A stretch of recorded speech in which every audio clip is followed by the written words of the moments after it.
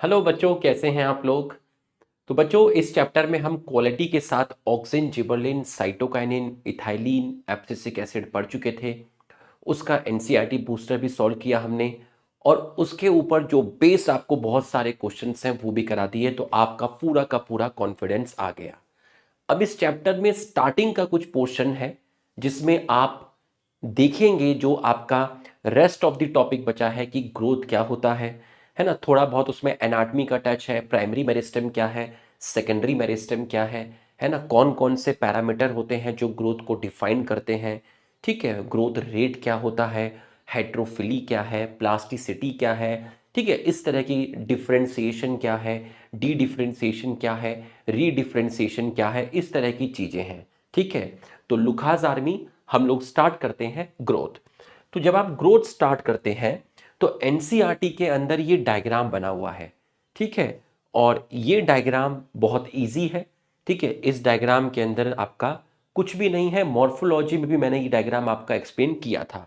ठीक है, आप देखिए जरा इस डायग्राम में क्या है। आप सभी को पता है एक चीज होती है हाइपोकोटाइल, आप सभी को पता है एक चीज होती है हाइपोकोटाइल। यहां देखिए हाइपोकोटाइल कितना है, और यहां देखिए हाइपोकोटाइल कितना है। इसका मतलब हाइपोकोटाइल की जो लेंथ है वो क्या हो गई है, हाइपोकोटाइल की लेंथ इंक्रीज हो गई है। ठीक है, अगर ये हाइपोकोटाइल है तो यहां पर हाइपोकोटाइल की टिप रही होगी, और इस टिप को आपने क्या बोला होगा, इसको आपने रेडिकल बोला होगा।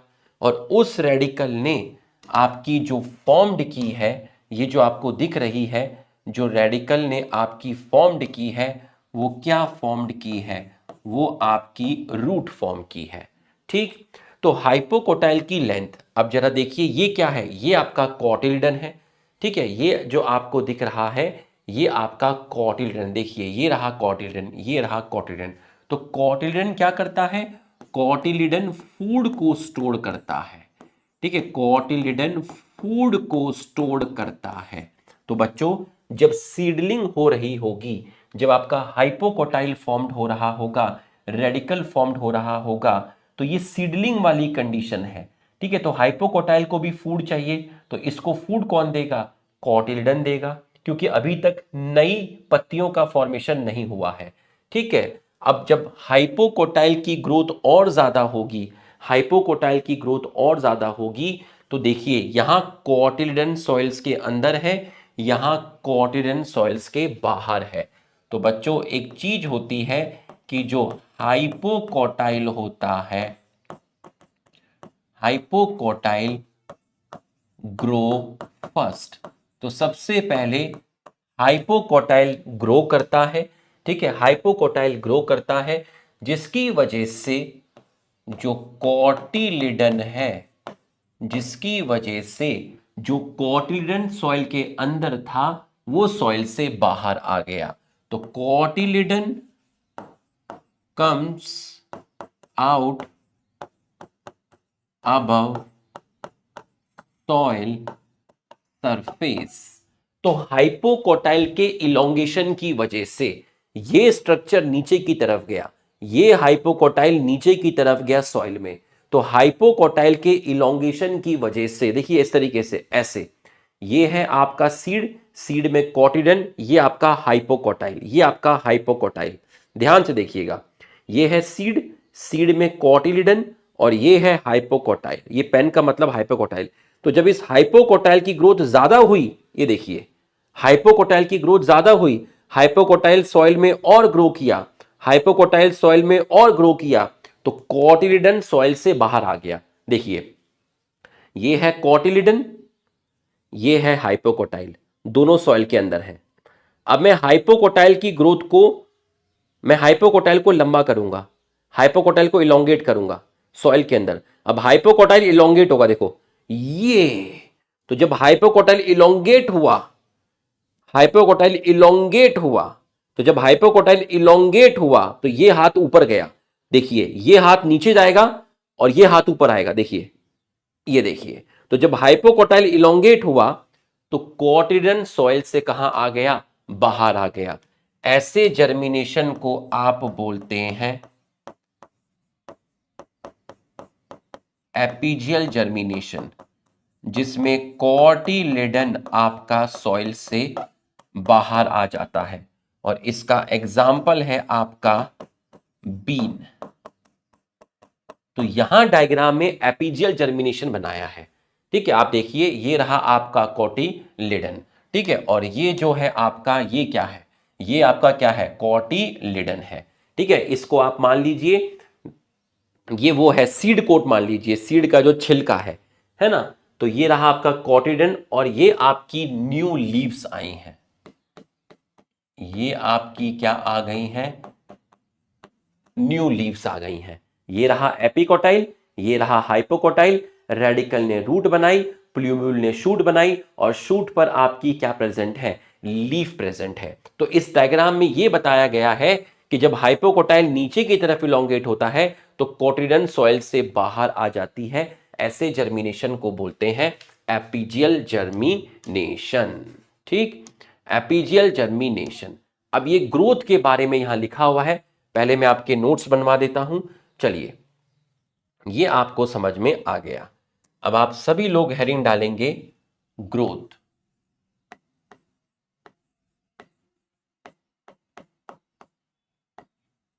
ग्रोथ, सभी लोग हेडिंग डालिए ग्रोथ। बच्चों, ग्रोथ क्या है भाई, ग्रोथ क्या है आप खुद सोचिए। कि मान लीजिए एक बैक्टीरिया है, ठीक, एक बैक्टीरिया अपने आप में एक बैक्टीरिया है, वो बैक्टीरिया डिवाइड किया और डिवाइड करके दो बैक्टीरिया बन गए, और बैक्टीरिया अपने आप में क्या है, सेल है, ठीक है। सेल का नंबर बढ़ गया, ग्रोथ है। एक अमीबा है, डिवाइड किया, दो अमीबा बन गए, अमीबा का नंबर बढ़ा, इंडिविजुअल का नंबर बढ़ा, सेल का नंबर बढ़ा, ग्रोथ है। सिंपल सी चीज है। पैरामीशियम है, डिवाइड किया, दो पैरामीशियम बन गए, सेल का नंबर बढ़ा, या बोल दो पैरामीशियम का नंबर बढ़ा, या बोल दो इंडिविजुअल का नंबर बढ़ा। तो ग्रोथ क्या है भाई, ग्रोथ में परमानेंट इंक्रीज होता है। क्या इंक्रीज होता है, क्या इंक्रीज होता है, या तो सेल का नंबर इंक्रीज बोल दीजिए, या इंडिविजुअल का नंबर इंक्रीज बोल दीजिए, या मैं कहूं कि साइज ऑफ ऑर्गेनिज्म इंक्रीज हो रहा है, साइज भी इंक्रीज हो रहा है, साइज इंक्रीज हो रहा है। आपके पास लीफ है, छोटी सी लीफ है, उस लीफ में एक्सपेंशन हो गया, तो लीफ कैसी हो गई, बड़ी हो गई, उसका सरफेस एरिया क्या हो गया, बढ़ गया, लीफ का साइज क्या हो गया, बढ़ गया। और लीफ क्या है, लीफ प्लांट का एक ऑर्गन है। तो इंडिविजुअल्स का नंबर बढ़ जाए, एक सेल से दो सेल हो जाए, यह भी ग्रोथ है। एक अमीबा से दो अमीबा हो जाए, यह भी ग्रोथ है। लीफ का सरफेस एरिया बढ़ जाए, लीफ का साइज बढ़ जाए, यह भी ग्रोथ है। और ये इरिवर्सिबल होना चाहिए। ये नहीं कि मैं छोटे से बड़ा होता जा रहा हूं, देखो ग्रोथ हो गई, अब मैं थोड़े टाइम बाद 10 साल बाद बड़े से वापस से छोटा हो जाऊं, नहीं। ग्रोथ रिवर्सिबल नहीं होनी चाहिए, ग्रोथ लिविंग के अंदर इरिवर्सिबल होनी चाहिए, कि जो चीज हो गई वो परमानेंट हो गई। तो ग्रोथ क्या है, ग्रोथ क्या है, पहला point, increase in number of, किसका नंबर बढ़ जाए, सेल का नंबर बढ़ जाए, या फिर इंडिविजुअल का नंबर बढ़ जाए, या फिर increase in size of organism. जैसे मैंने साइज ऑफ ऑर्गेनिज्म बोल दिया, ठीक है, इसमें मैंने आपको बोल दिया भाई एक्सपेंशन हो रहा है लीफ का, एक्सपेंशन ऑफ लीफ, लीफ का सरफेस एरिया इंक्रीज हो जाए, है ना, लीफ का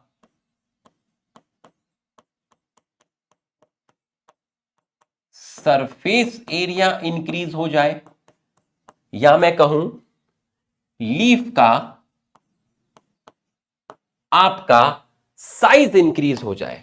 तो भाई ये भी क्या है, ये सब भी क्या है, सरफेस एरिया या फिर मैं कहूं आपका साइज इंक्रीज हो जाए, ये आपका क्या है, ये आपका ग्रोथ है। ठीक है, ये आपका ग्रोथ है। और ग्रोथ परमानेंट है। ग्रोथ कैसा है, जो चेंज आएगा वो परमानेंट आएगा, मतलब वो रिवर्सिबल नहीं होगा, इरिवर्सिबल चेंज होगा। किसमें, लिविंग के अंदर, नॉन लिविंग की बात नहीं की, लिविंग के अंदर।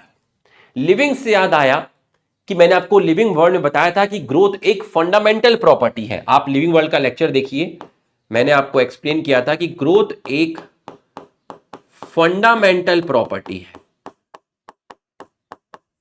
फंडामेंटल प्रॉपर्टी है।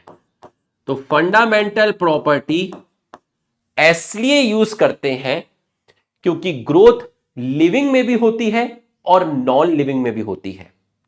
भाई माउंटेन है, माउंटेन क्या है, माउंटेन तो नॉन लिविंग है, उसके ऊपर स्नो का डिपोजिशन हो गया तो माउंटेन का साइज बढ़ गया। इसका मतलब साइज बढ़ा, साइज बढ़ने को भी क्या बोलते हैं, ग्रोथ बोलते हैं। और माउंटेन क्या है, नॉन लिविंग। मैं लिविंग हूं, मेरे अंदर ग्रोथ हो रही है। माउंटेन नॉन लिविंग है, माउंटेन के ऊपर स्नो का डिपोजिशन हो गया तो माउंटेन का साइज बढ़ गया। इसका मतलब यह भी क्या है, ग्रोथ है। लेकिन आज स्नो है, कल स्नो नहीं रहेगी तो माउंटेन वापस से वैसा ही हो जाएगा। भाई माउंटेन के ऊपर जो स्नो आई है, कल को वो स्नो हटेगी तो माउंटेन वैसा ही हो जाएगा।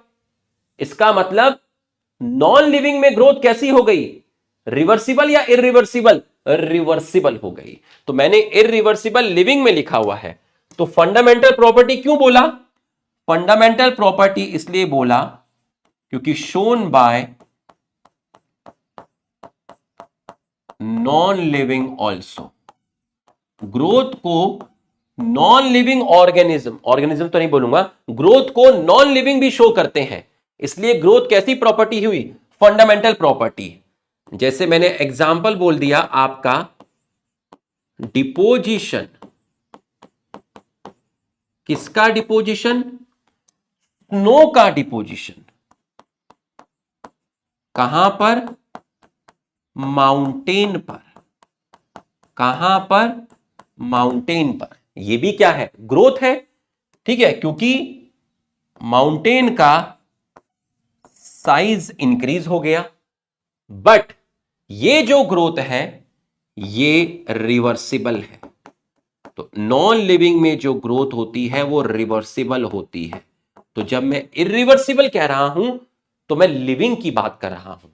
ठीक, अब आप देखिए, मैं छोटे से बड़ा हो रहा हूं, ठीक है, या फिर एक बैक्टीरिया है वो डिवाइड करके दो बैक्टीरिया बना रहा है, या फिर कोई सेल है वो डिवाइड करके दो सेल बना रही है। तो जब भी ग्रोथ हो रही है तो मेटाबॉलिज्म भी हो रहा होगा, है ना। बड़े मॉलिक्यूल टूट के छोटे मॉलिक्यूल बना रहे होंगे जिसको आप कैटाबॉलिज्म बोलते हैं, और छोटे छोटे मॉलिक्यूल जुड़कर बड़ा मॉलिक्यूल बना रहे होंगे जिसको आप एनाबॉलिज्म बोलते हैं। भाई अगर मेरे अंदर ग्रोथ हो रही होगी तो भाई मेरे शरीर का जो प्रोटीन है वो टूट रहा होगा, है ना, अमीनो एसिड बना रहा होगा, या मैं कहूं कि मेरे शरीर में जो ग्लूकोज है वो टूट रहा होगा। तो ये क्या है, कैटाबॉलिज्म है। और अगर मेरे अंदर कोई मॉलिक्यूल की सिंथेसिस हो रही है, प्रोटीन बन रहा है, मेरे अंदर ग्लूकोज बन रहा है, तो ये क्या है, एनाबॉलिज्म है। इसका मतलब अगर ग्रोथ हो रही होगी तो ग्रोथ के लिए आपको क्या चाहिए, ग्रोथ के लिए, ग्रोथ के टाइम आपको क्या हो रहा होगा, ग्रोथ के टाइम आपके अंदर मेटाबॉलिज्म हो रहा होगा। और मेटाबॉलिज्म आपको पता है दो पार्ट है, और एक को बोलते हैं एनाबॉलिज्म और एक को बोलते हैं कैटाबॉलिज्म। एनाबॉलिज्म और कैटाबॉलिज्म, एनाबॉलिज्म और कैटाबॉलिज्म। ठीक है, एनाबॉलिज्म में क्या हो रही होगी, सिंथेसिस हो रही होगी, और कैटाबॉलिज्म में क्या हो रहा होगा, ब्रेकडाउन हो रहा होगा, चीजें टूट रही होंगी। और इन दोनों प्रोसेस में आपका किसका इन्वॉल्वमेंट होता है? भाई इन दोनों प्रोसेस में, मेटाबॉलिज्म में आपका एनर्जी का इन्वॉल्वमेंट होता है। एनर्जी फॉर्म्ड भी हो रही होगी, एनर्जी कंज्यूम भी हो रही होगी। कहीं कहीं एनर्जी एटीपी फॉर्म्ड हो रहे होंगे, कहीं कहीं पर एनर्जी आपकी कंज्यूम्ड हो रही होगी। ठीक, तो आप खुद सोचिए, अगर आपको पॉजिटिव ग्रोथ रखनी है तो आपके शरीर में सिंथेसिस चीजों की ज्यादा होनी चाहिए, ब्रेकडाउन कम होना चाहिए। तो अगर मैं कहूं आपसे कि एनाबॉलिज्म कैटाबॉलिज्म से ज्यादा है, एनाबॉलिज्म को डिनोट कर देता हूं ए से, कैटाबॉलिज्म को कर देता हूं सी से। तो अगर एनाबॉलिज्म कैटाबॉलिज्म से ज्यादा है तो ऐसी ग्रोथ को आप बोलते हैं पॉजिटिव ग्रोथ। ऐसी ग्रोथ को आप बोलते हैं पॉजिटिव ग्रोथ। ठीक, अब हमसे पूछा है कि हमने लकड़ी को पानी में डाला, हमने लकड़ी को पानी में डाला तो लकड़ी का साइज बढ़ेगा।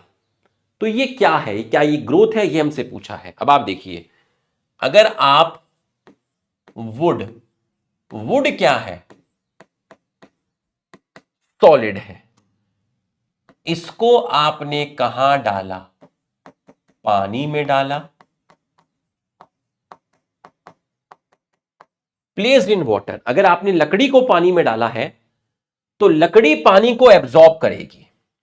बच्चों, लकड़ी पानी को एब्जॉर्ब करेगी।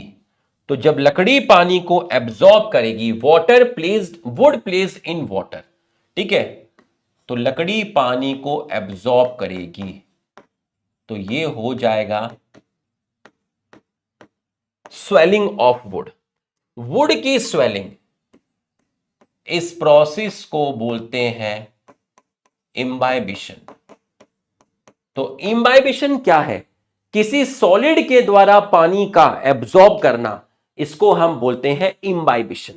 इसको हम बोलते हैं इम्बाइबिशन। तो कोई आपसे पूछे लकड़ी पानी में डाली गई तो पानी लकड़ी ने एब्जॉर्ब कर लिया, तो लकड़ी स्वेल कर जाएगी, है ना, इसको बोलते हैं इम्बाइबिशन।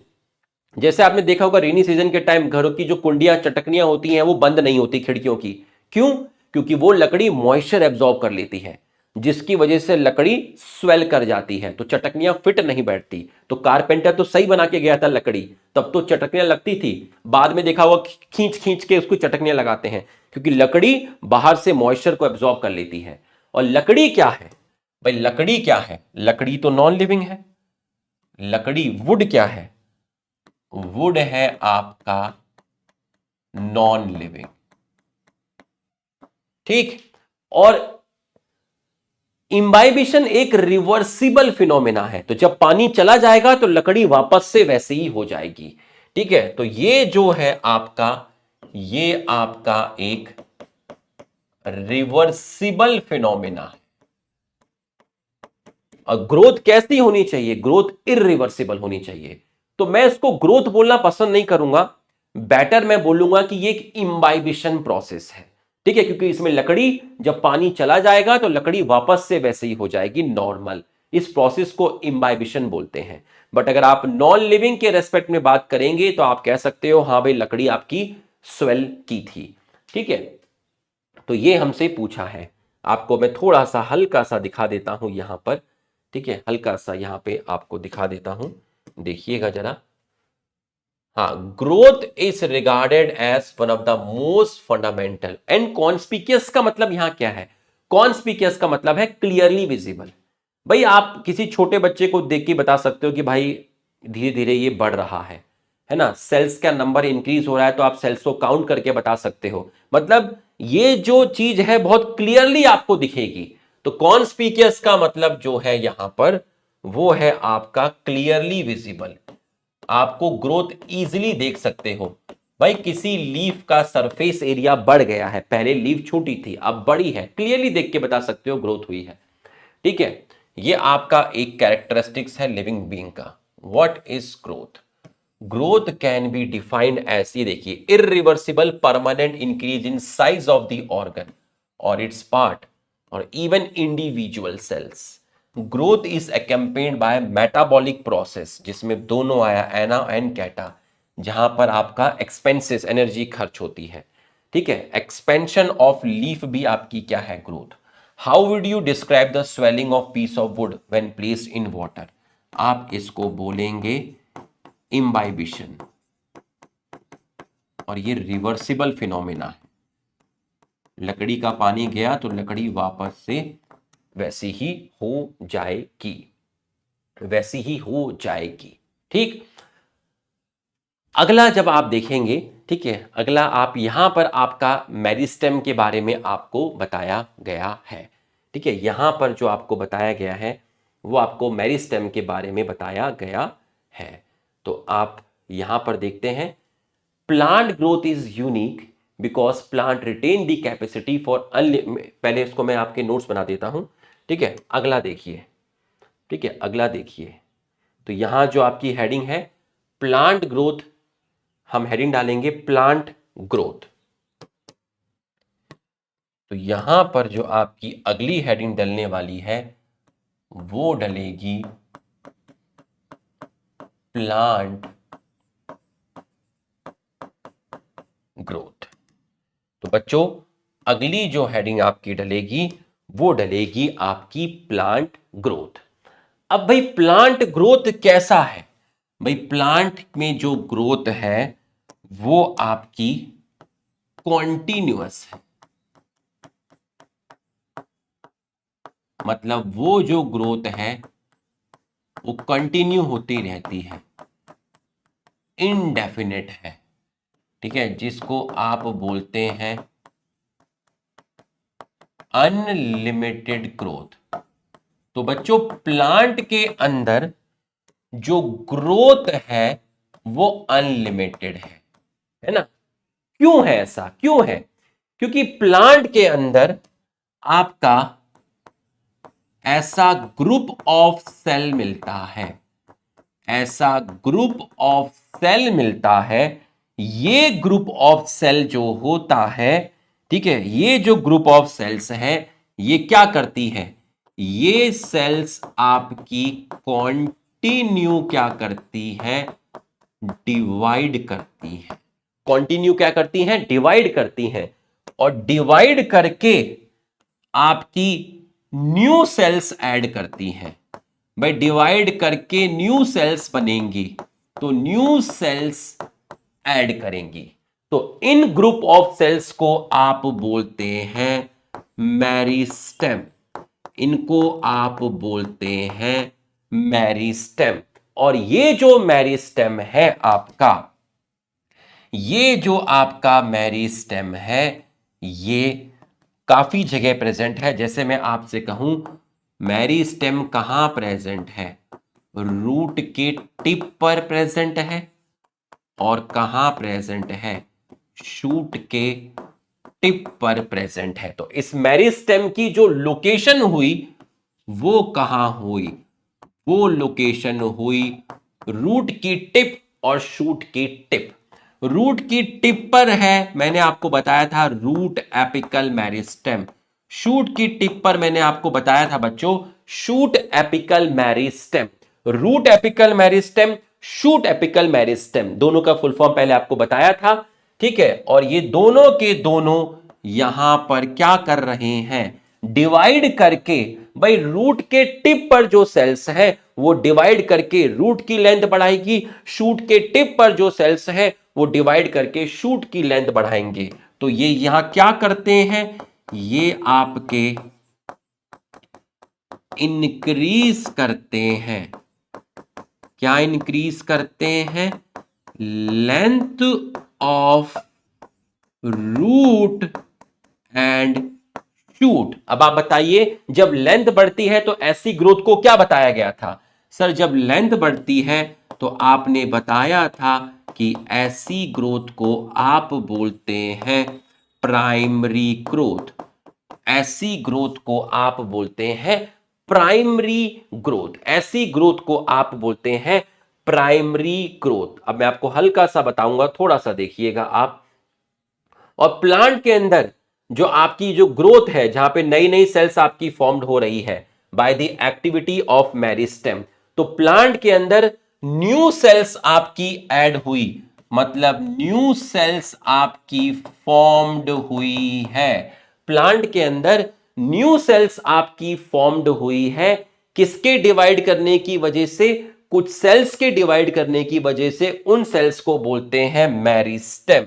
और ऐसी ही ग्रोथ को आप बोलते हैं, ऐसी ग्रोथ को आप बोलते हैं ओपन ग्रोथ। तो प्लांट के अंदर किस टाइप की ग्रोथ है? प्लांट के अंदर ओपन टाइप ऑफ ग्रोथ है। प्लांट के अंदर ओपन टाइप ऑफ ग्रोथ है। ओपन टाइप का मतलब प्लांट के अंदर बच्चों ऐसी ग्रुप ऑफ सेल्स हैं जिनको आप मेरिस्मेटिक सेल्स या मेरिस्मेटिक रीजन बोलते हैं, जिनकी सेल्स डिवाइड करके नई सेल्स को फॉर्म्ड करती है। तो ये सेल्स कॉन्टिन्यूसली डिवाइड करती रहती हैं और नई सेल्स फॉर्म्ड करती रहती हैं। ऐसी ग्रोथ को ओपन टाइप की ग्रोथ भी बोलते हैं। आइए एक दो लाइन आपको दिखाता हूं इसके अंदर, ठीक है, ध्यान से आप देखिएगा। Plant growth is unique because plant retain the capacity for unlimited growth throughout their life. लेकिन एनिमल में जो ग्रोथ होती है, एनिमल में मेरिस्टेम नहीं मिलता, तो एनिमल की जो ग्रोथ होती है वो डेफिनेट और लिमिटेड ग्रोथ है। क्यों? क्योंकि एनिमल के अंदर मेरिस्टेम जो है वो आपका एब्सेंट है। This ability of plant is due to the presence of meristem at certain location in body. Certain location in body, ठीक है। लोकेशन मैंने आपको बताया कुछ एग्जाम्पल देके, रूट की टिप और शूट की टिप, जिसको मैंने आपका एपेक्स बोला। Cells of such meristem have the capacity to divide and self perpetuate। Self perpetuate का मतलब क्या होता है? देखिए, आपके पास एक लेक है घर के आसपास, ठीक है, जहां आप देखने जाते होंगे, उस लेक को देखने जाते होंगे। उस लेक में मछलियां भी होंगी, है ना, उसमें डक भी होगा। सिंपल समझ लीजिए, आपके पास एक फॉरेस्ट है, बहुत बड़ा फॉरेस्ट है। तो फॉरेस्ट में किसी को ये थोड़ी ना बताना पड़ रहा है, रैबिट को ये थोड़ी ना बताना पड़ रहा है तुझे क्या खाना है, शेर को ये नहीं बताना पड़ रहा, टाइगर को ये नहीं बताना पड़ रहा, डियर को ये नहीं बताना पड़ रहा किसको क्या खाना है। सुबह ये लोग उठेंगे, अपना अपना खाना खुद ढूंढेंगे, ठीक है। अगर डियर टाइगर को मिल गया तो टाइगर डियर को खा जाएगा। सबको अपना बचाव खुद करना है, ठीक है। समुंदर में आप मछली नहीं डाल रहे हो, मछली है अंदर दुनिया भर के, वहां इनवर्टिब्रेट्स भी हैं, वर्टिब्रेट्स भी हैं, सबको पता है किसको क्या खाना है, ठीक है। मतलब उसको आप कंट्रोल नहीं कर रहे हैं, वो अपने आप कंट्रोल हो रहा है। ठीक उसी प्रकार से जो मेरिस्टेम की सेल्स है वो खुद डिवाइड करती है, ठीक है, और इस प्रोसेस को कंटिन्यू करती है, ठीक है, अपने एग्जिस्टेंस को कंटिन्यू कर रही है। ये एक सेल है, ये सेल डिवाइड करके दो सेल बनाएंगी, ये दो सेल डिवाइड करके चार सेल्स बनाएंगी, ठीक है। कहीं की जो सेल्स हैं अगर वो डेड हुई तो वहां पर न्यू सेल्स बनेंगी। किसकी वजह से? मेरिस्टेम की वजह से। तो ये प्रोसेस को कंट्रोल करने के लिए कोई बाहर से ताकत नहीं लगाई जा रही है, इस प्रोसेस को अपने आप सेल्फ प्रेप्यूटेट का मतलब आप मोर और लेस बोल सकते हैं सेल्फ कंट्रोल, ठीक है। यहां पर आपने बोल दिया है सेल्फ कंट्रोल, अपने आप कंट्रोल हो रहा है। नई सेल्स फॉर्म्ड हो रही हैं, ठीक है, और वो सेल्स डिवाइड कर रही हैं, फिर वो नई सेल्स बना रही हैं। द प्रोडक्ट हाउएवर, देखिए, ठीक है, the product however lose the capacity to divide and such cell make up plant body. अब इसका मतलब समझिए जरा, इसका मतलब समझिए। आपके पास एनाटॉमी की क्लास याद करिए, आपके पास मेरिस्टेमेटिक सेल है जो क्या कर रही है?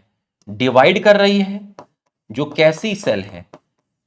ये आपकी डिवाइडिंग सेल है जो यूजुअली डिवाइड करती है, ठीक है। अगर इसकी सेल्स ने, ठीक है, मेरिस्टेमेटिक सेल्स है, इसने क्या किया? डिवाइड किया, बिल्कुल सही है। डिवाइड करके क्या बनाया भाई? डिवाइड करके न्यू सेल्स बना ली। डिवाइड करके क्या बना ली? न्यू सेल्स बना ली। ठीक है, डिवाइड करके न्यू मेरिस्मेटिक सेल्स फॉर्म्ड की। एमसी का मतलब है मेरिस्मेटिक सेल्स। ठीक है, एमसी का मतलब है मेरिस्मेटिक सेल्स। तो मेरिस्मेटिक सेल्स को सर ने एम डॉट सी से डिनोट किया है। तो मेरिस्मेटिक सेल्स ने डिवाइड किया तो नई मेरिस्मेटिक सेल्स बन गई। ठीक है, तो नई मेरिस्मेटिक सेल्स क्या है? इनका प्रोडक्ट है भाई, ये इनका प्रोडक्ट है, ये इनका प्रोडक्ट है। अब अगर इन मेरिस्मेटिक सेल्स ने डिवाइड करना बंद कर दिया, मतलब इनके अंदर हो गया डिफरेंशिएशन, इनके अंदर हो गया डिफरेंशिएशन। इसका मतलब इन सेल्स ने क्या किया? डिवाइड करना बंद कर दिया। इसका मतलब lose the capacity of division. इन सेल्स के अंदर डिवाइड होना बंद हो गया। तो अगर ये डिवाइड करना बंद करेंगी तो ये कैसा टिश्यू बनाएंगी? सर ये बनाएंगी आपका परमानेंट टिश्यू। तो इन्होंने बना दिया परमानेंट टिश्यू। उस परमानेंट टिश्यू का एग्जाम्पल सर ने बोला पेरेनकाइमा। सर ने बोला पेरेनकाइमा। भाई मेरिस्मेटिक सेल्स थी, डिवाइड कर रही थी, मजे से जिंदगी चल रही थी, डिवाइड करके नई मेरिस्मेटिक सेल्स बना रही थी। अब इन मेरिस्मेटिक सेल्स जो कि इनकी प्रोडक्ट है, इन्होंने डिवाइड करना बंद कर दिया, loose the capacity of division. तो मतलब इन्होंने कौन सा प्रोसेस किया? डिफरेंशिएशन। डिवाइड करना बंद कर दिया, ये डिफरेंशिएशन कर गई, तो इन्होंने बना लिया परमानेंट टिश्यू। भाई अगर कोई सेल डिवाइड करना बंद करती है तो वो कैसा टिश्यू बनाती है? परमानेंट टिश्यू बनाती है। परमानेंट टिश्यू की सेल्स यूजुअली डिवाइड नहीं करती। परमानेंट टिश्यू की सेल यूजुअली डिवाइड नहीं करती। और इस पेरेनकाइमा ने लीफ बना ली। ये पेरेनकाइमा फॉर्म्ड लीफ। भाई लीफ के अंदर जो मीजोफिल सेल्स होती हैं वो क्या है? वो पेरेनकाइमा ही तो है। भाई लीफ के अंदर जो मीजोफिल सेल्स हैं उनके कलेक्शंस को क्या बोलते हैं? पेरेनकाइमा ही तो बोलते हैं। भाई इस पेरेनकाइमा ने क्या बना लिया? लीफ बना लिया। लीफ के अंदर जो मीजोफिल सेल्स हैं उनके कलेक्शन को क्या बोलते हैं? पेरेनकाइमा। लीफ के अंदर जो मीजोफिल सेल्स हैं उनके कलेक्शन को क्या बोलते हैं? पेरेनकाइमा। तो मैं एक तरीके से कह सकता हूं कि इन्होंने प्लांट की बॉडी बनाने में हेल्प की। प्लांट की बॉडी बनाने में आपकी हेल्प की। ठीक है, प्लांट की बॉडी बनाने में आपकी हेल्प की है। भाई प्लांट की बॉडी बनाने में आपकी हेल्प की है। भाई प्लांट है, ठीक है, प्लांट में आप रूट देखिए, प्लांट की स्टेम देखिए, उसकी एनाटॉमी देखिए। रूट में कॉर्टेक्स की सेल्स प्रेजेंट होती हैं, स्टेम में भी कॉर्टेक्स की सेल प्रेजेंट होती हैं। और ये कॉर्टेक्स की सेल्स किसकी बनी है? पेरेनकाइमा की बनी है। रूट और स्टेम में एपिडर्मिस प्रेजेंट होती है।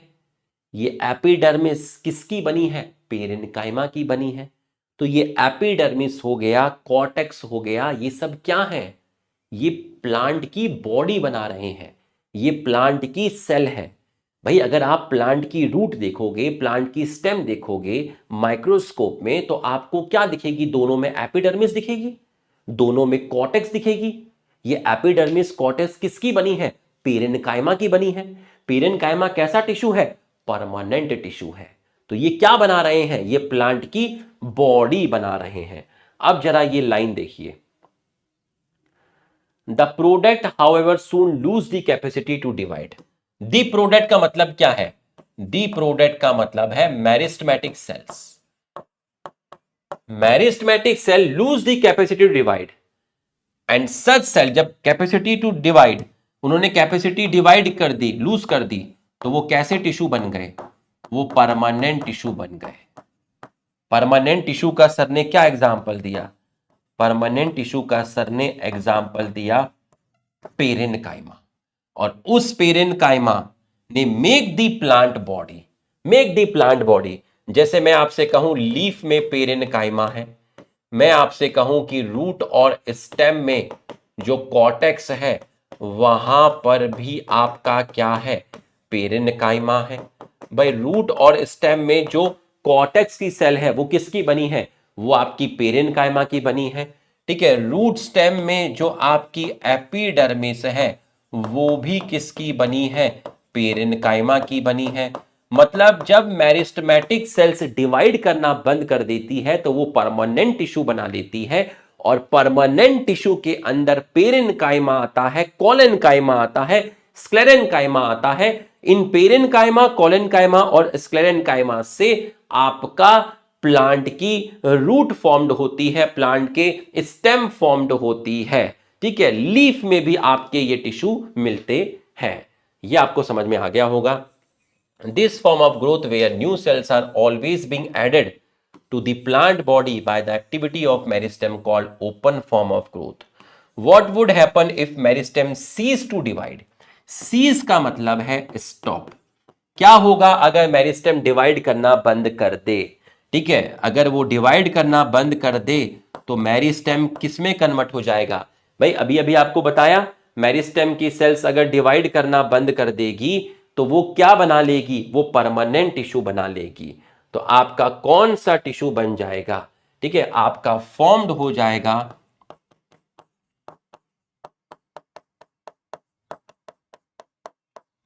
Permanent tissue. Does this ever happen? Yes, ऐसा होता है, ऐसा होता है, ऐसा होता है। यहां तक आपने देख लिया। अब देखिए, in earlier classes you have study about the root apical meristem. अभी आपको बताया मैंने, एनाटॉमी में भी बताया था, root apical meristem and shoot apical meristem. You know that they are responsible for the primary growth of the plant. Primary growth किसको बोला था?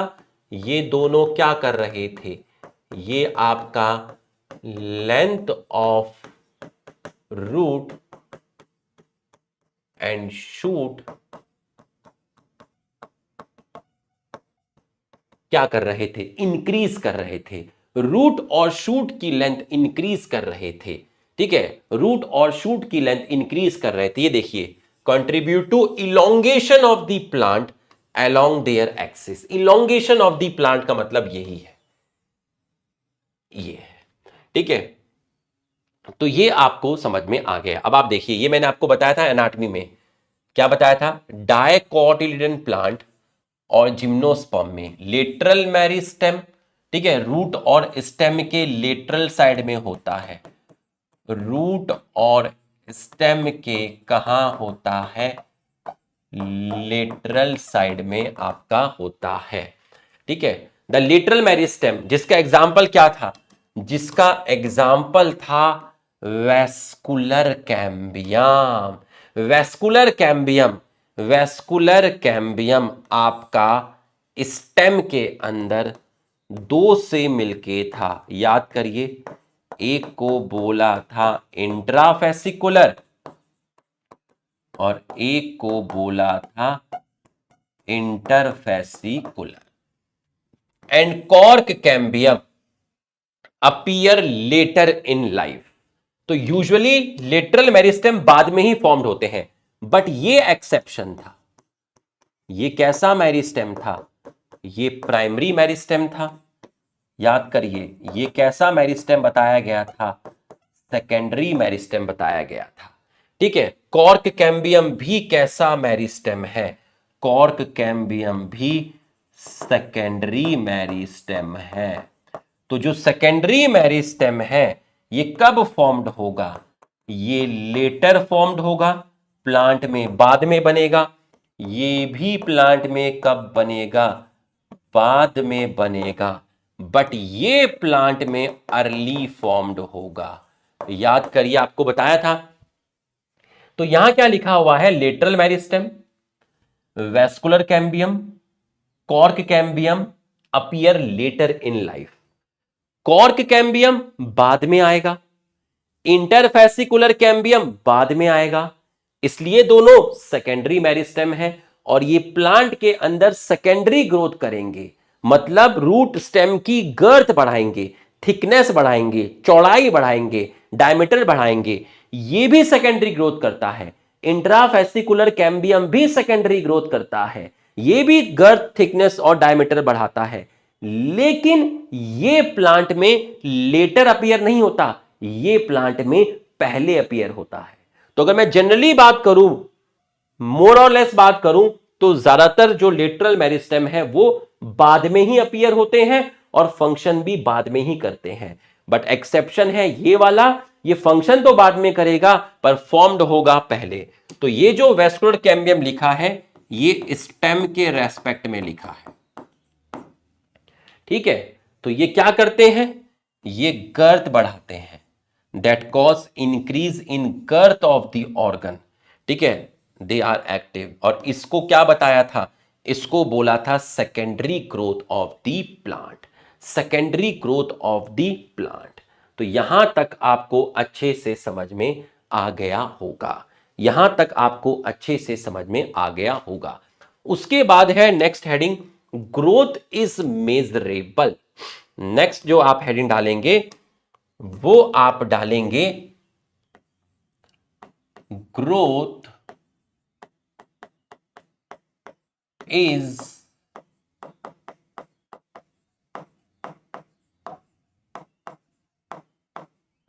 मेजरेबल, ठीक है, ग्रोथ इज मेजरेबल, ये वाला पैराग्राफ है, ग्रोथ इज मेजरेबल। अब आप मेरी बात को ध्यान से समझिएगा।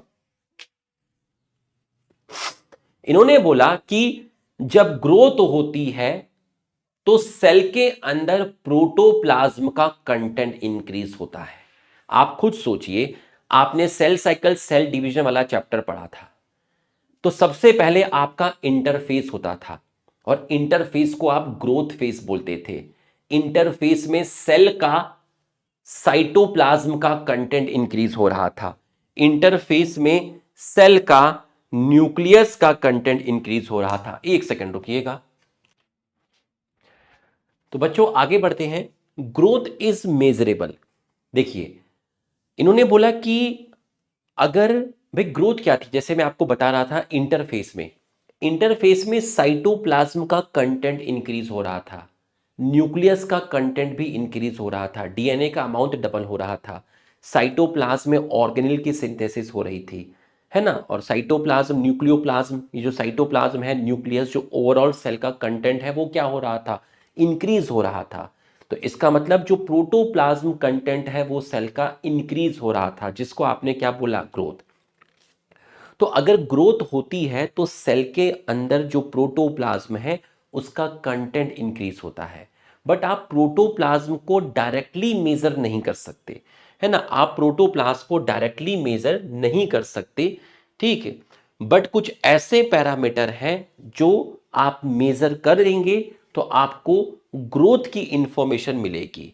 One generally measure some quantity which is more or less proportional to it, मतलब आप डायरेक्टली प्रोटोप्लाज्म को मेजर नहीं कर सकते, बट कुछ ऐसी टर्म्स हैं, ऐसी क्वांटिटी हैं जिनको आप मेजर करोगे तो आप इनडायरेक्टली आपको प्रोटोप्लाज्म के बारे में ही इंफॉर्मेशन मिलेगी, ठीक है। जैसे इन्होंने लिखा हुआ है कि नंबर के रेस्पेक्ट में बात की, ठीक है। आप ऐसे समझ लीजिए कि एक पैट्री डिश है, उस पैट्री डिश में मान लीजिए आपने एक बैक्टीरिया रखा है ना, बैक्टीरिया तो बहुत सारे होंगे। अब वो बैक्टीरिया डिवाइड करके अपने नंबर को बढ़ाएंगे, तो अपने नंबर को बढ़ाएंगे, मान लीजिए उसमें 1,00,000 बैक्टीरिया आ गए हैं।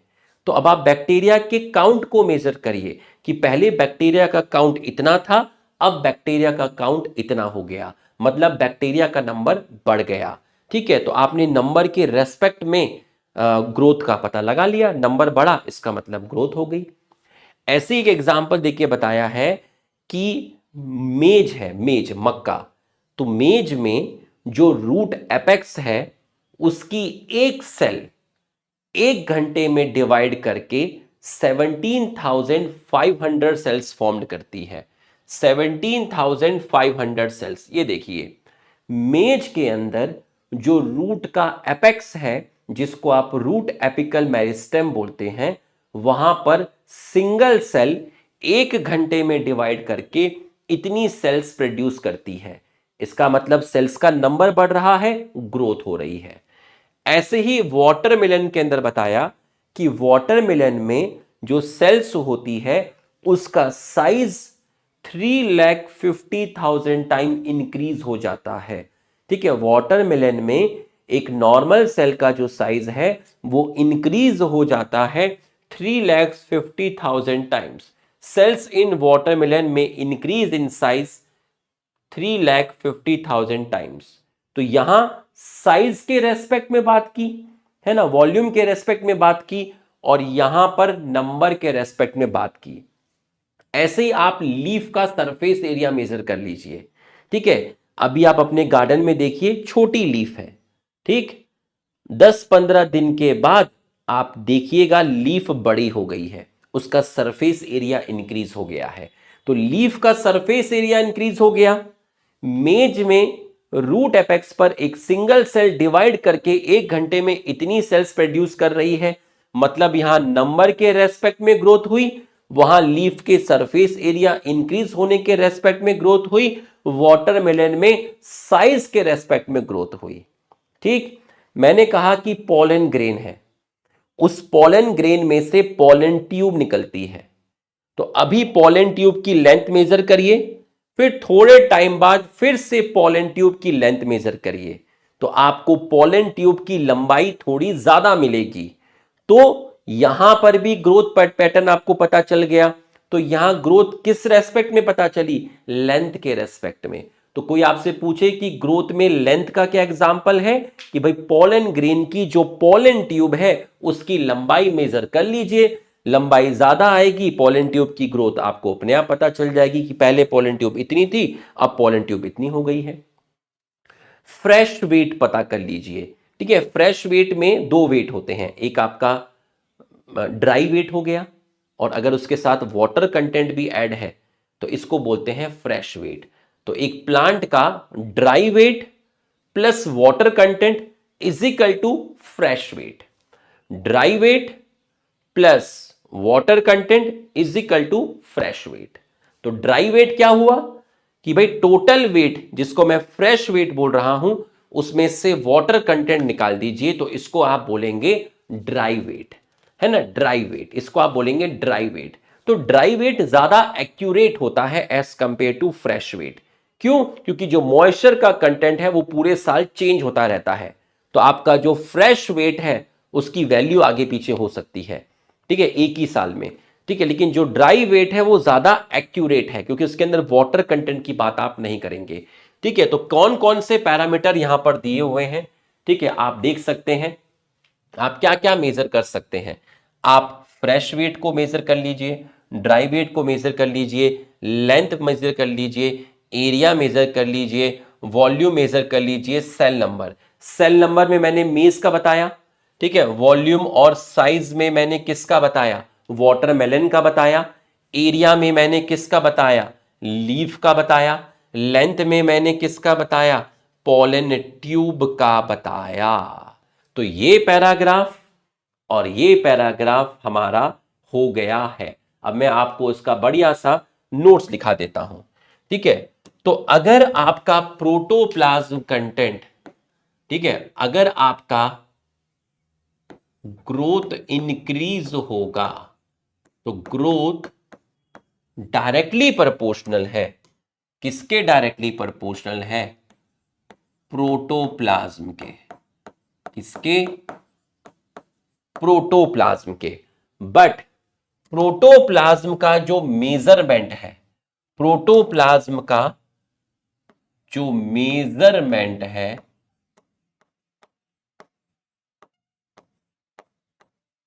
वो आपका डिफिकल्ट है। इसका जो मेजरमेंट है बच्चों वो आपका क्या है? डिफिकल्ट है। तो we measure So we measure some different parameter. तो हम कुछ अलग तरीके के पैरामीटर को मेजर करेंगे। हम कुछ अलग टाइप के पैरामीटर को मेजर करेंगे। तो प्रोटोप्लाज्म को मेजर करना थोड़ा डिफिकल्ट है। So we measure some different parameter, और वो पैरामीटर किसके साथ रिलेट है? वो पैरामीटर रिलेट है प्रोटोप्लाज्म के साथ। वो पैरामीटर रिलेटेड है किसके साथ? प्रोटोप्लाज्म के साथ। जैसे मैं आपसे कहूं, पहला पैरामीटर मैं आपसे कहूं नंबर। नंबर में मैंने आपको क्या बताया? नंबर में मैंने आपको बताया कि मेज के अंदर जो आपका रूट एपिकल मेरिस्टेम है, मेज के अंदर जो आपका रूट एपिकल मेरिस्टेम है, मेज के अंदर जो आपका रूट एपिकल मेरिस्टेम है, तो इस रूट एपिकल मेरिस्टेम में एक single cell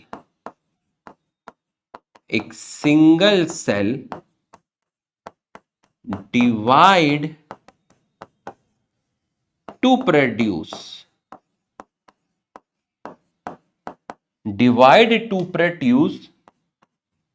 17,500 cells in 1 hour। तो रूट एपेक्स पर जो सेल्स हैं उनको बोलते हैं रूट एपिकल मेरिस्टेम। तो रूट एपेक्स पर एक सिंगल सेल 1 घंटे में डिवाइड करके इतनी सेल्स प्रोड्यूस कर रही है। तो ये किसका एग्जाम्पल हो गया? नंबर का एग्जाम्पल हो गया। दूसरा मैंने आपको एग्जाम्पल दिया किसका? साइज का। ठीक है, साइज या मैंने बोल दिया वॉल्यूम। इसमें मैंने आपको क्या बताया? सेल इन वाटरमेलन, पानी के सेल इन वाटरमेलन, ठीक है, increase up to 3,50,000 time. 3,50,000 time. ये मैंने आपको साइज का बताया। और ग्रोथ को मेजर करने के और पैरामीटर हैं सरफेस एरिया। तो सरफेस एरिया में आपको मैंने लीफ का एग्जांपल बताया है ना, कि आप लीफ का सरफेस एरिया मेजर कर लीजिए। आज इतना है सरफेस, लीफ छोटी है तो उसका सरफेस एरिया आप देख लीजिए, जब लीफ बड़ी होगी तो उसका सरफेस एरिया आप देख लीजिए। ठीक है, फिर मैंने आपको लेंथ बताया।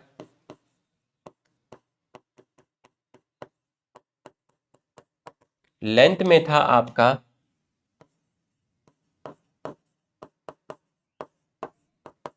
Growth of pollen tube measured। Growth of pollen tube measure, pollen tube की ग्रोथ आप मेजर कर लीजिए। और इसके अलावा आपका था फ्रेश वेट। तो फ्रेश वेट क्या है?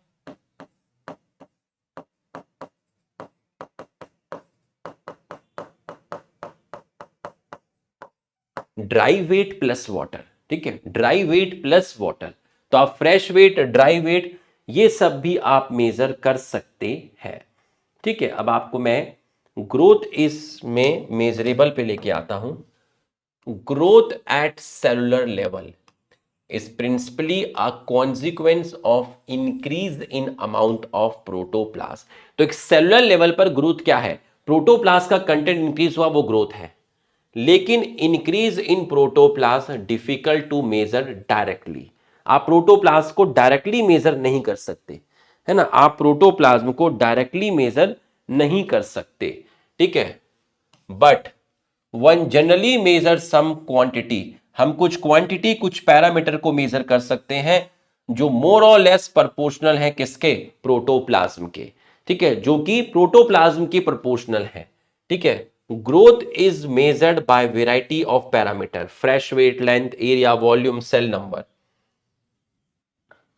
You may find it amazing to know that one single mage root apical meristem give rise to more than new cells per hour, whereas cell in a watermelon may increase in size by up to 3,50,000 times।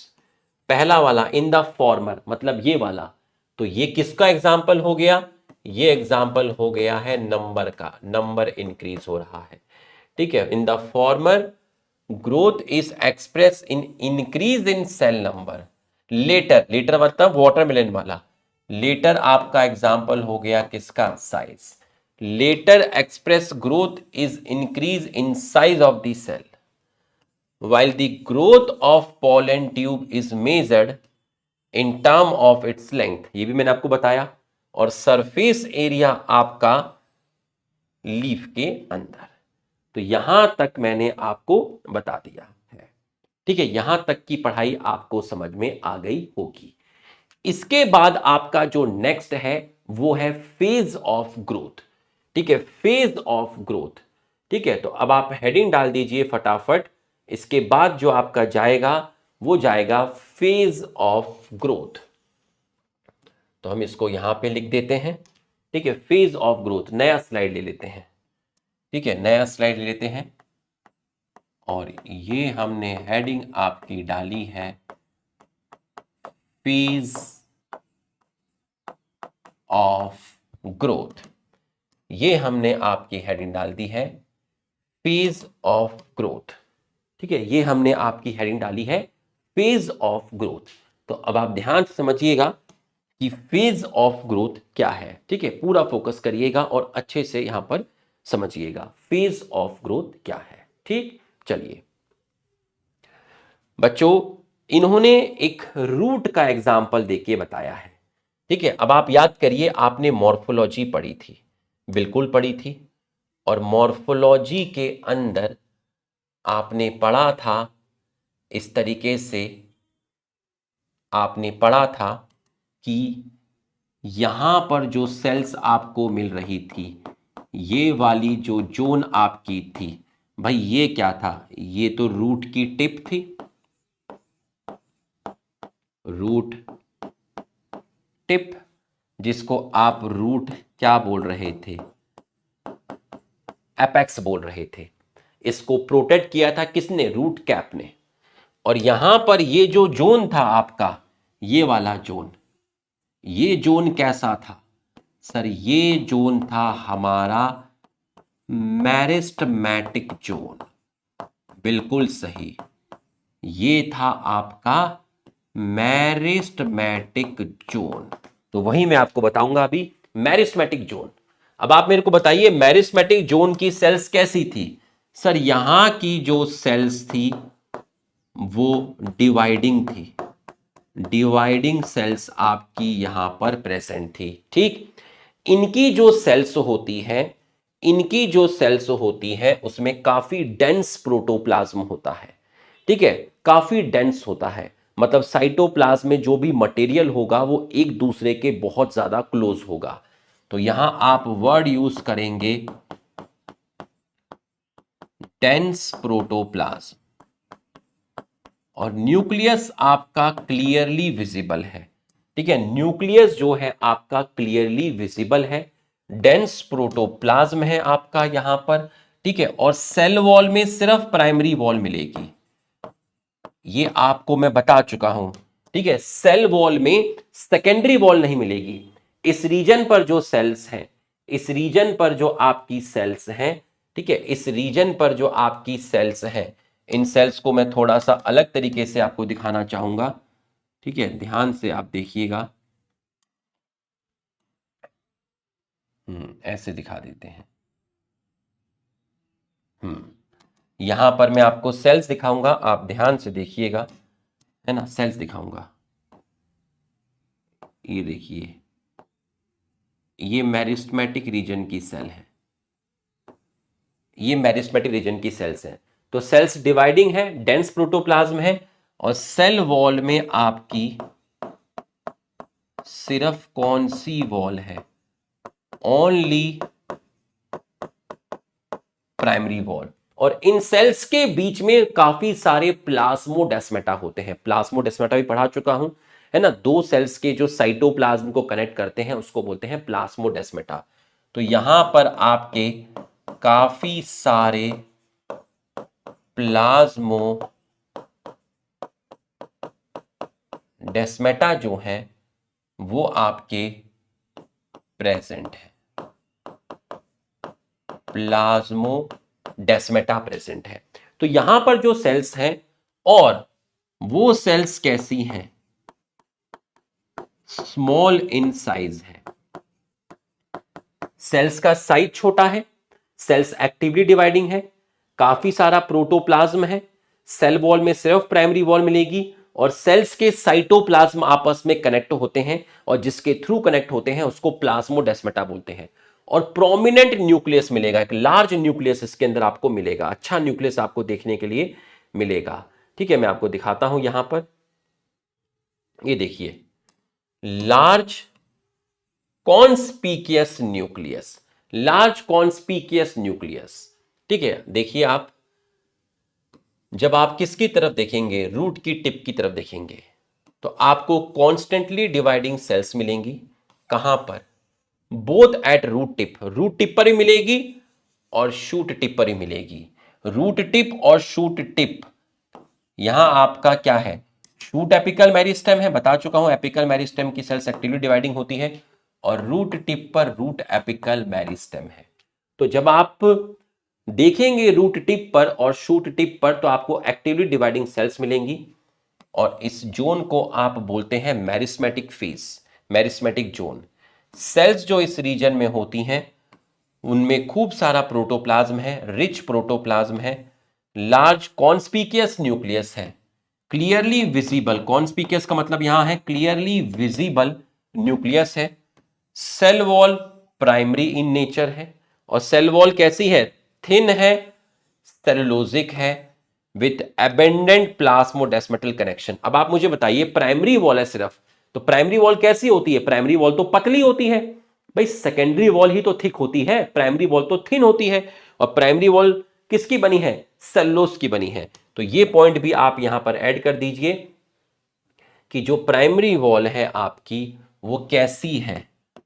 वो आपकी thin है, cellulosic है, ठीक है, और large कॉन्स्पिकियस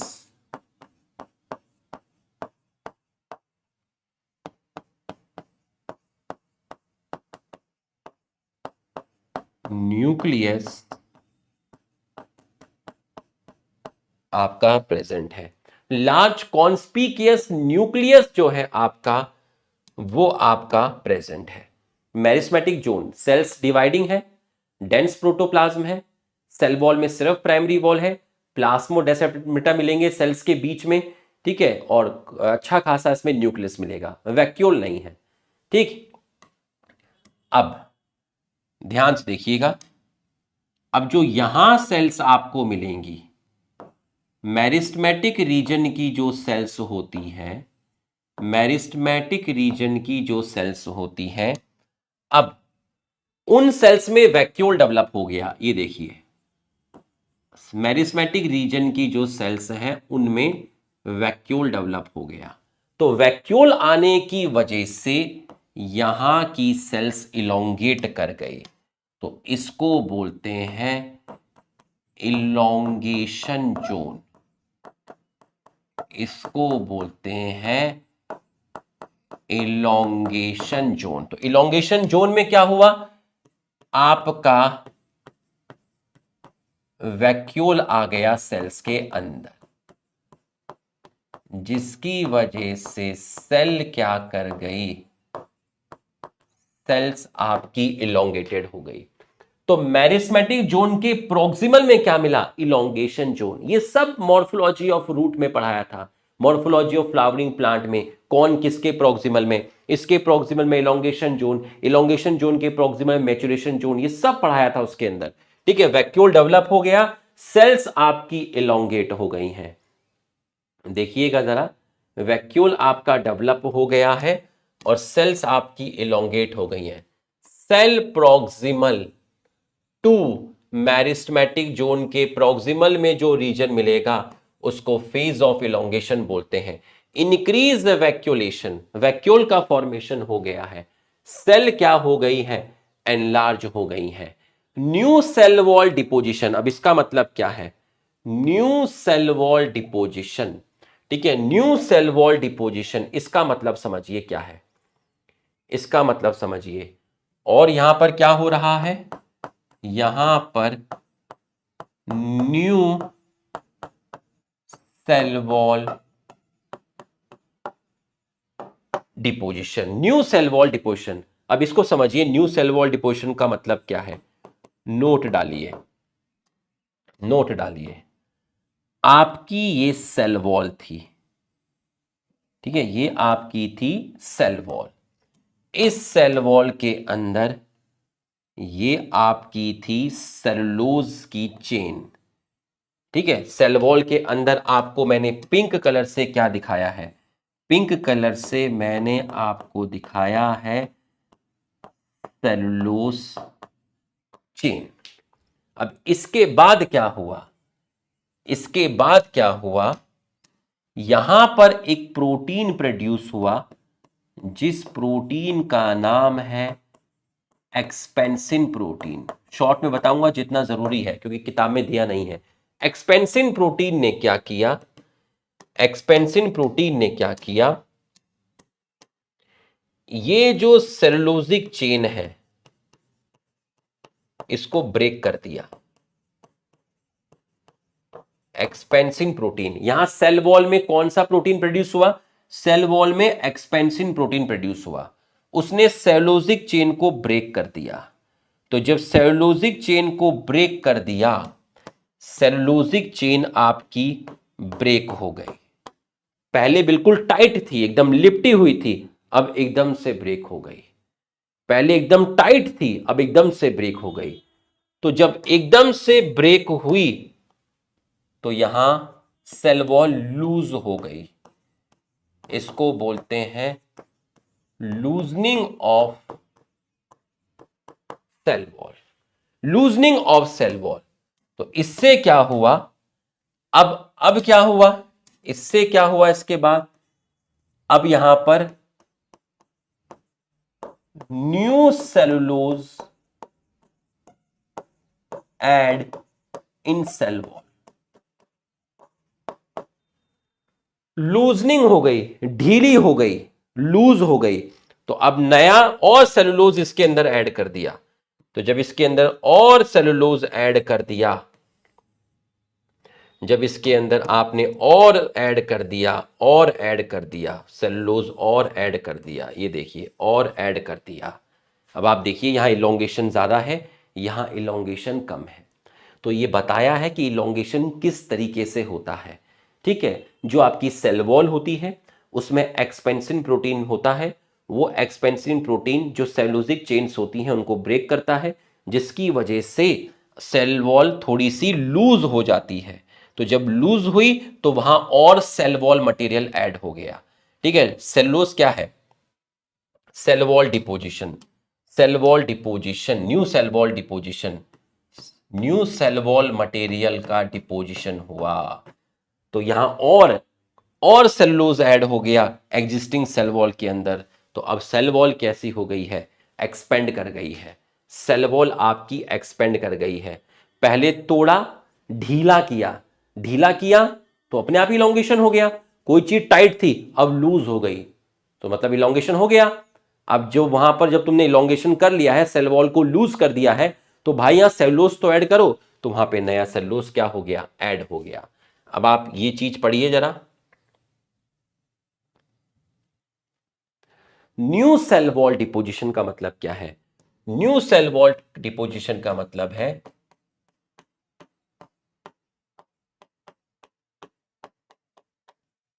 cellulose का deposition. तो ये आपको समझ में आ गया होगा। ठीक है, अब यहां तक हो गया।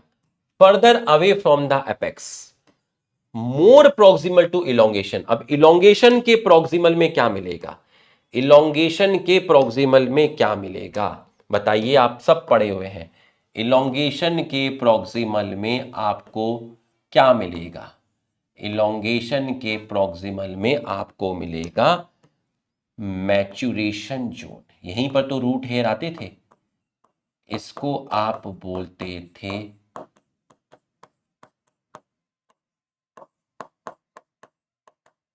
मैच्यूरेशन जोन, इसको आप बोलते थे मैच्यूरेशन जोन। देखिए जरा,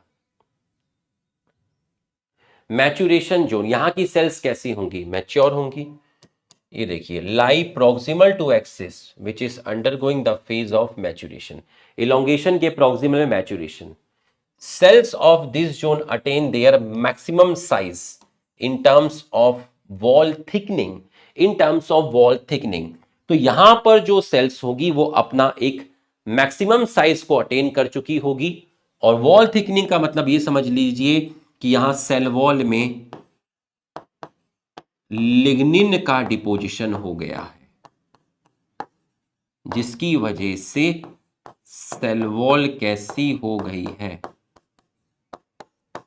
थिक हो गई है।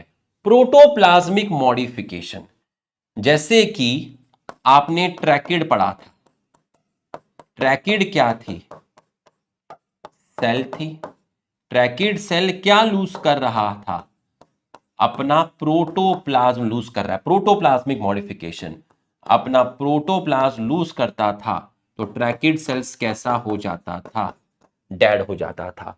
तो यहां की जो सेल्स है, यहां की जो सेल्स है वो मैक्सिमम साइज अपना अटेन करेगी। तो यहां की जो सेल है attain maximum size, cell attain maximum size. दूसरा, thickening of cell wall.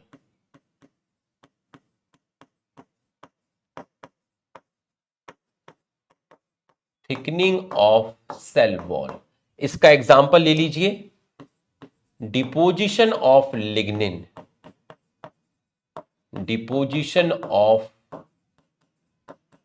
Lignin इन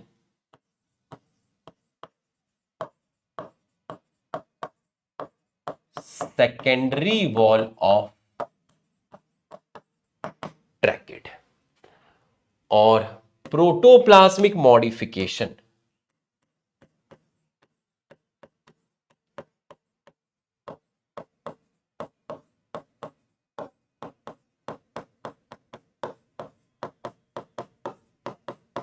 के अंदर जो ट्रैकिड होता है वो क्या लूज कर देता है, वो लूज कर देता है आपका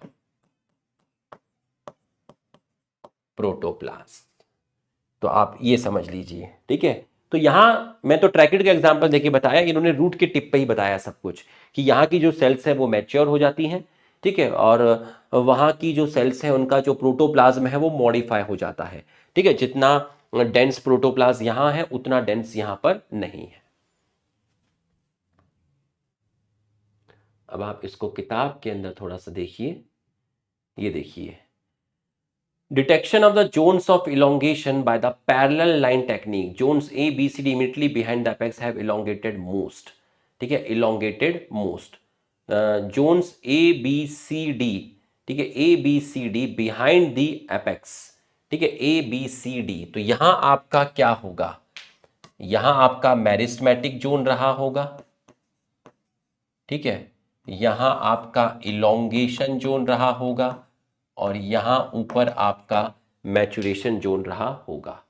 ठीक है, ये देखिए, ये हमने यहां तक आपको कंप्लीट करा दिया है, यहां तक हमने आपको कंप्लीट करा दिया है। यहां तक की पढ़ाई आपको अच्छे से समझ में आ गई होगी। यहां तक हमने आपको पूरा का पूरा कंप्लीट करा दिया है। यहां तक की पढ़ाई आपको अच्छे से समझ में आ गई होगी। तो बच्चों लेक्चर कैसा लगा? छोटा लेक्चर दिया है, प्यारा लेक्चर दिया है, ठीक है। और कल इसका जो थोड़ा सा पोर्शन बचा है वो कल मैं आपको करा दूंगा, तो आपका ये कल खत्म हो जाएगा। कमेंट करके जरूर बताइएगा आपको लेक्चर कैसा लगा, ठीक है। और इस टॉपिक पर आपको क्वेश्चंस भी कल मैं आपको कराऊंगा, ठीक है। Thank you.